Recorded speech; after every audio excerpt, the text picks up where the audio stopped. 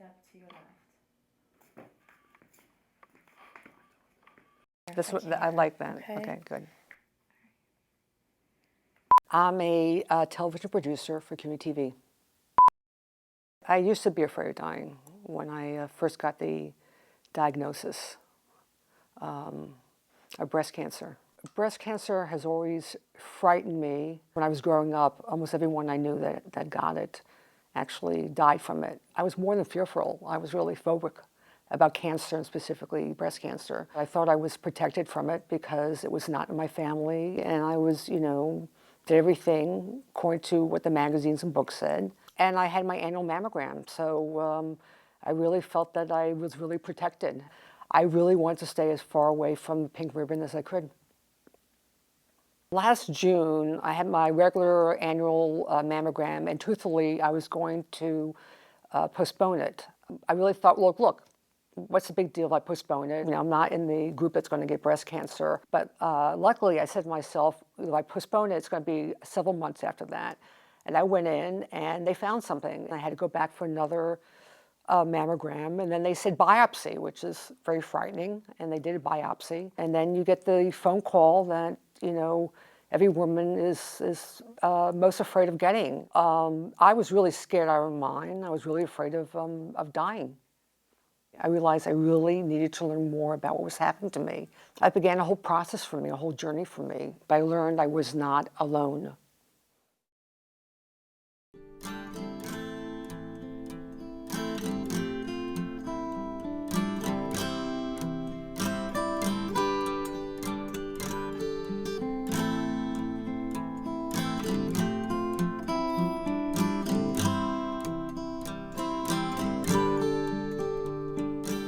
The Making Strides walk was the first event that I covered after I learned I had breast cancer. This is one of the major walks where breast cancer survivors go to. I knew nothing about these walks, and all of a sudden I'm going on the Making Strides website, and then they say, to learn about teams, put in a word. So I put in CUNY, and all of a sudden I see like 15 teams from different schools pop up. I can understand a breast cancer survivor going to it. What I really was interested in is why were there so many CUNY students and staff going to it. But I really didn't know whether I was going to be up for it because I had just started my radiation, and it was also a horribly cold and rainy day. But everything worked out. It's really shocking to see people's outpouring of happiness and community.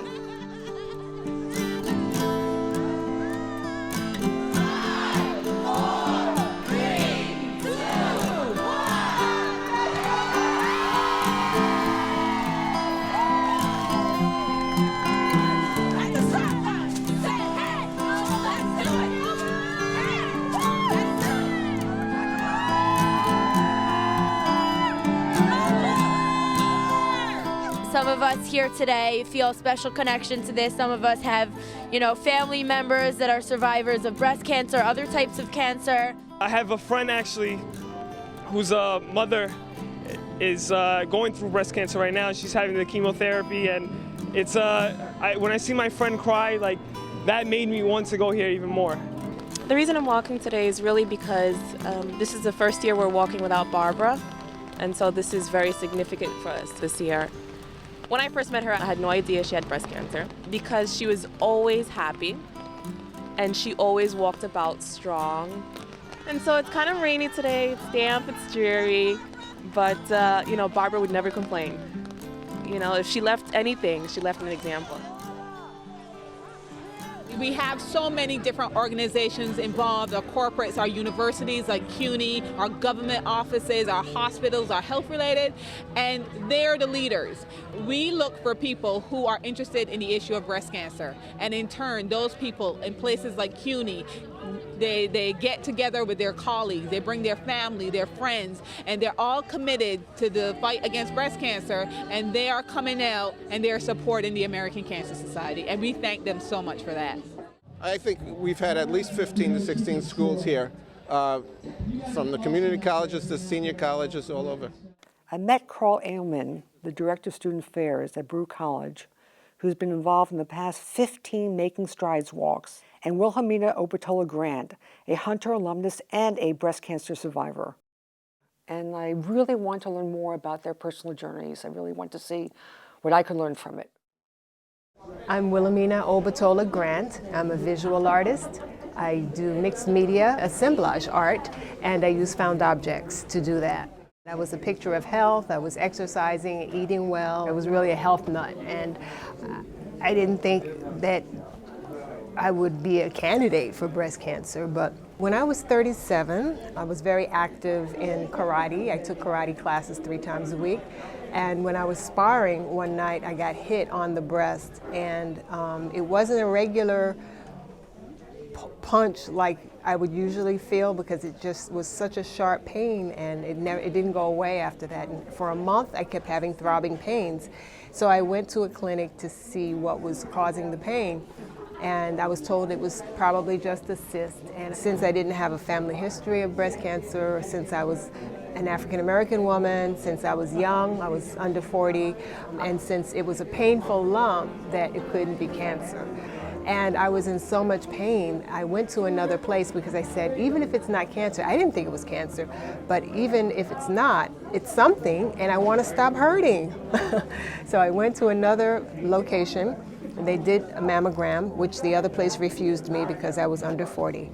It was a very small primary tumor, but it had already spread to the lymph nodes in my armpit, so it was pretty severe. I was staged at 2A, which is, there's 4 stages of breast cancer, and I was 2.5, like 2A. So it was pretty severe.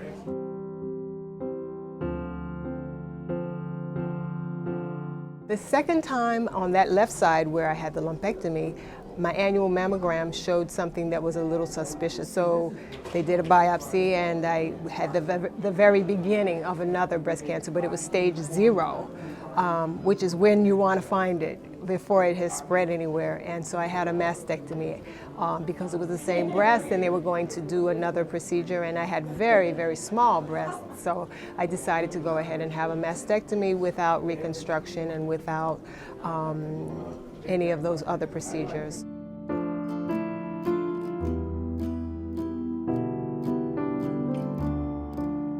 Once I realized what was going on and what I had to do to get through it, I applied what I was doing to help me get through. So I was a karate person, so when I had chemotherapy, I kept visualizing the droplets coming down in the IV, that they were little karate people punching the cancer cells out. So that helped me get through.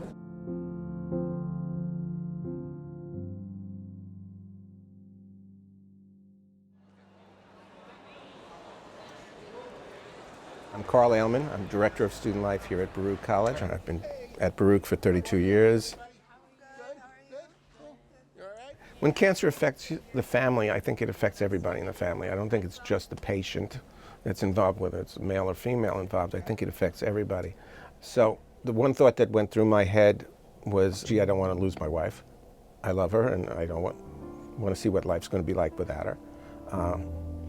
And we had a very good doctor at Sloan Kettering. She was very good about helping me as well as my wife cope with it. When she was showing us what the situation was and put the mammogram up on the screen to look at, she had given my wife a magnifying glass so she can point out what the problems were.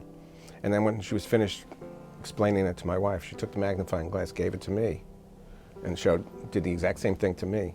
And I realized at that point what she was basically saying is, it's not only her, it's you too. She had a mastectomy and breast reconstruction simultaneously, and then began the recovery period after that. We kind of thought of it in a lot of ways as a cathartic, therapeutic kind of thing.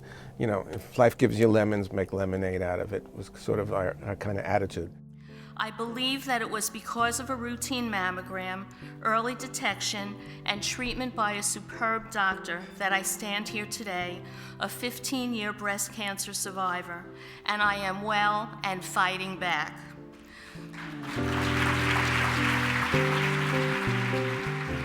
I have a daughter. She's 22 years old. She just graduated from college.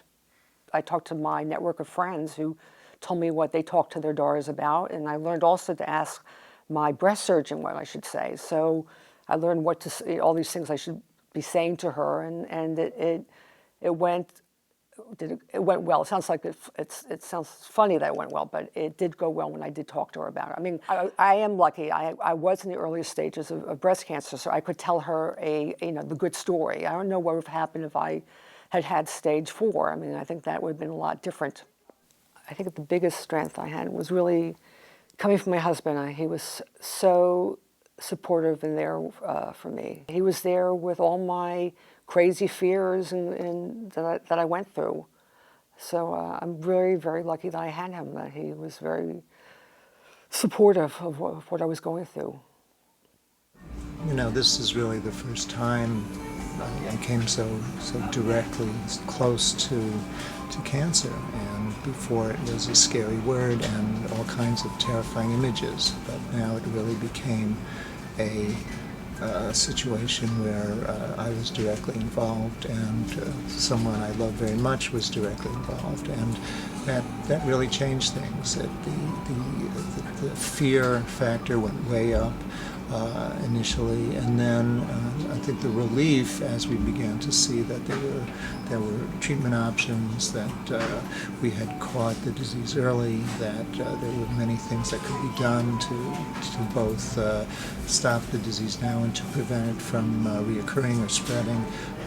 This became really important to us, and cancer really, in my own perception, moved from this horrible, deadly plague to something that you deal with and you live with and you address and you overcome.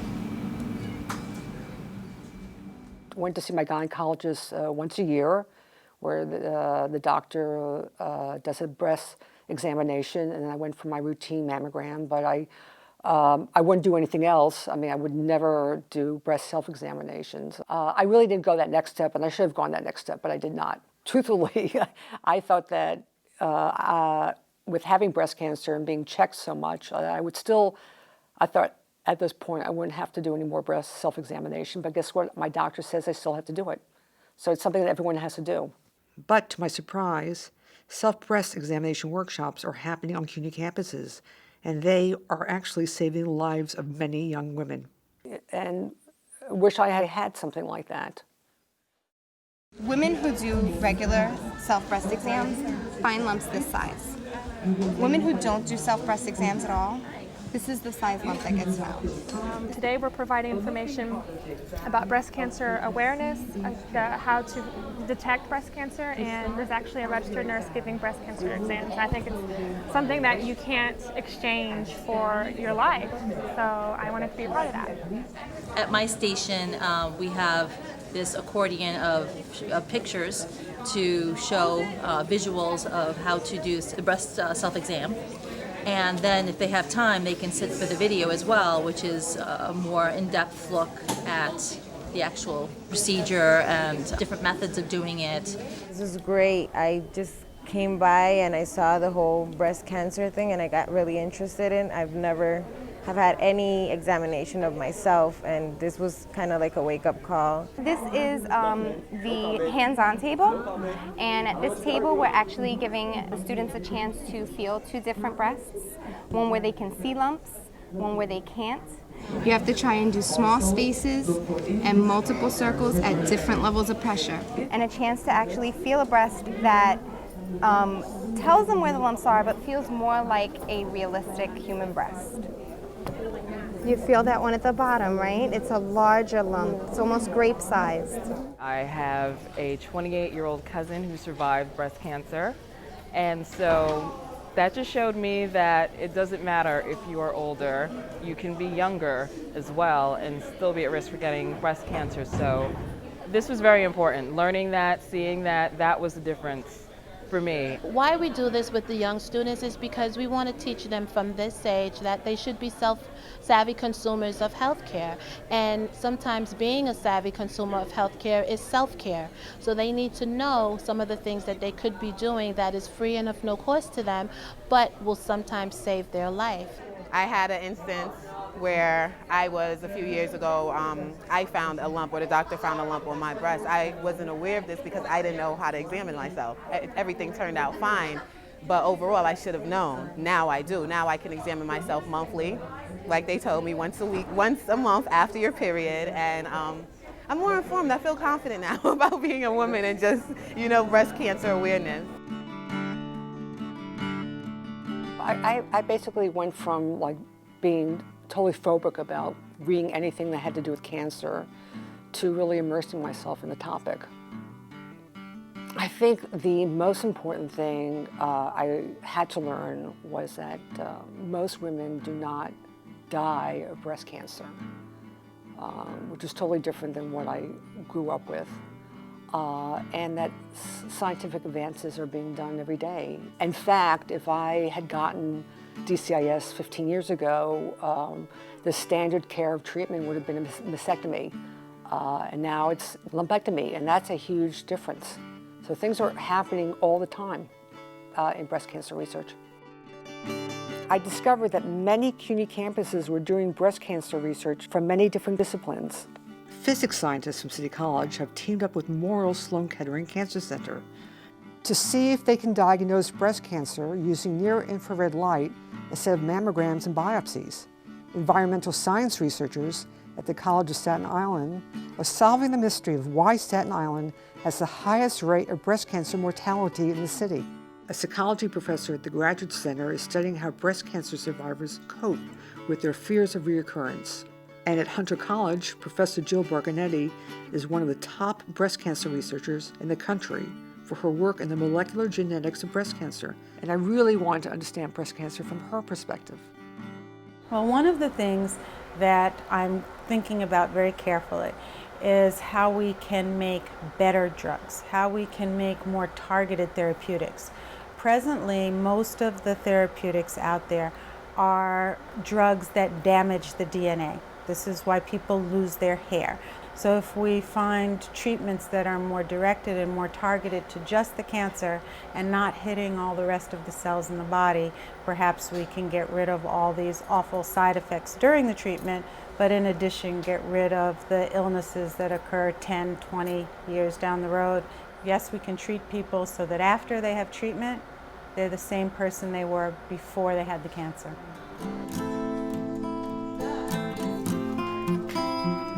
We should feel very hopeful about the future of breast cancer research because we're learning many, many new things, and we have a lot of young minds who are learning new things who are going to take this research into the future, and hopefully one of the students that come out of CUNY will be the person who figures out how to treat different types of breast cancer.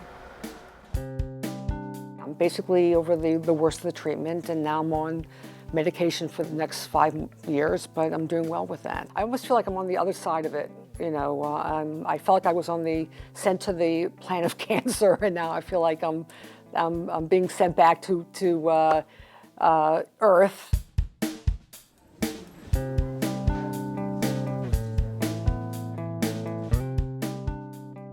I would like to welcome everyone here and thank you so much for coming out. This is a wonderful, I'm gonna start crying over a wonderful culmination of a project I've been working on called Clock Strikes 13, because I was so touched at the number of women in our community who have lost their lives to breast cancer.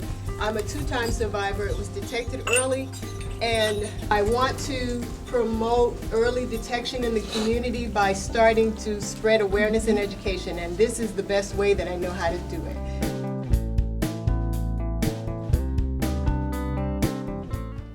Someone asked me earlier, what did I hope people would walk away from this exhibition with, and I said, well, all these women who I'm highlighting in this exhibition were the first to do something that they did while they were here, and they have left a legacy. So what I'm trying to do is be the first to do something that I do well and leave a legacy with that, and that other women, people should find something that they do well, and let that be their legacy, and let it be something that's going to be helpful to the community. Let it be something that is worthwhile, and let it have be something that has meaning and that they really put their heart into. And I really put my heart into this.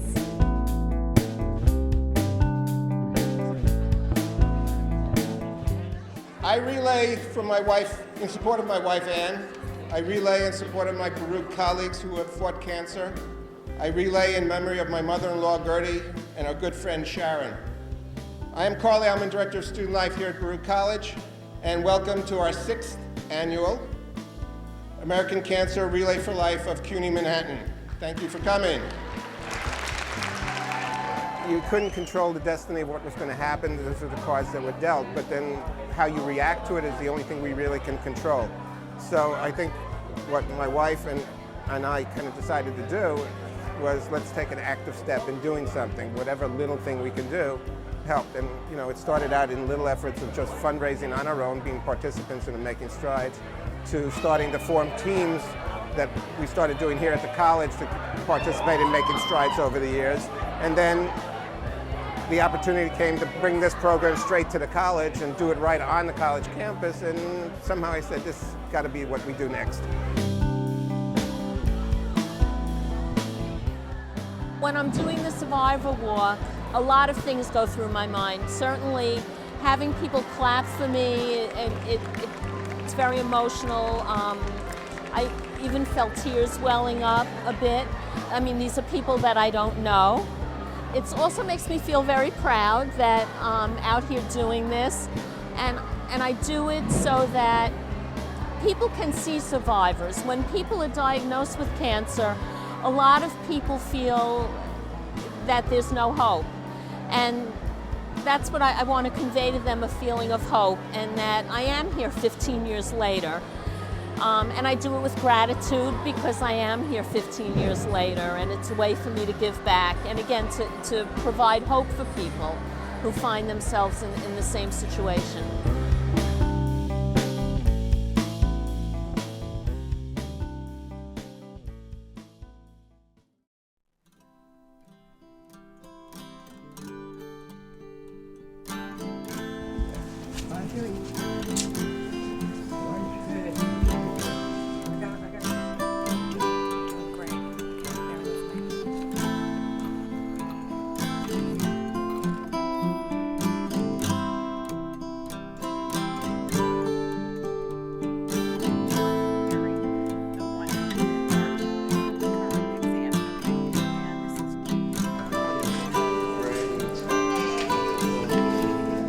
I'm in a different place today. It's been a year.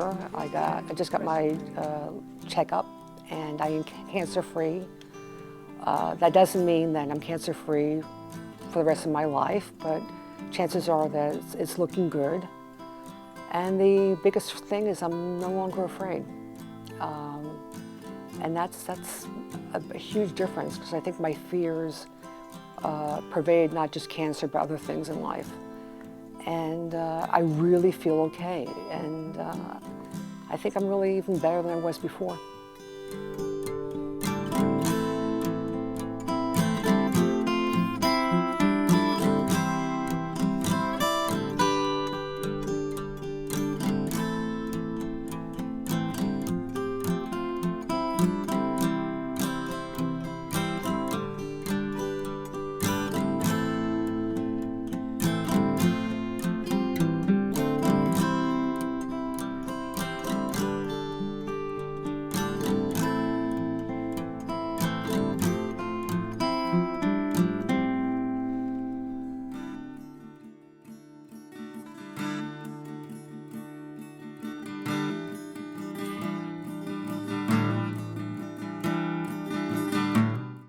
I brought my mom with me this time for the first time, so I'm very excited to. I'm a breast cancer survivor since 2003, and I've been fortunate. I've been cancer-free.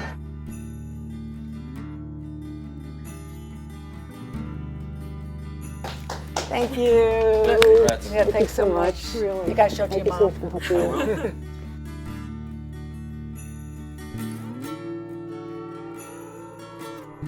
I've been blessed enough where I was poor enough to know everything, and I was rich enough just to survive.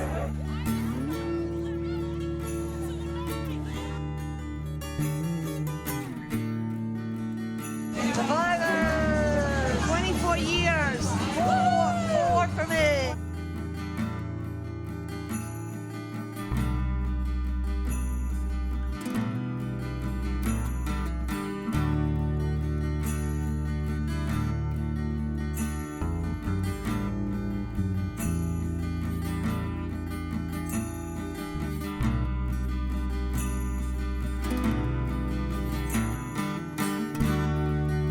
There are many people that survive. Prevention is the thing, get screened. If there's a family history, do something about it. Breast cancer doesn't define people. And that's what I tell people, do not let it define you.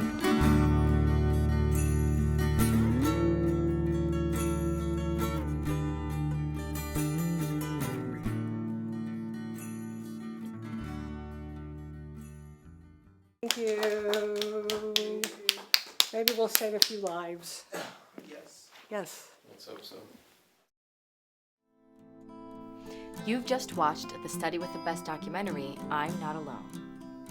If you want to get involved in the fight against breast cancer, here are a few organizations that you can contact. Avon Walk for Breast Cancer, avonwalk.org. The Breast Cancer Research Foundation, bcrfcure.org.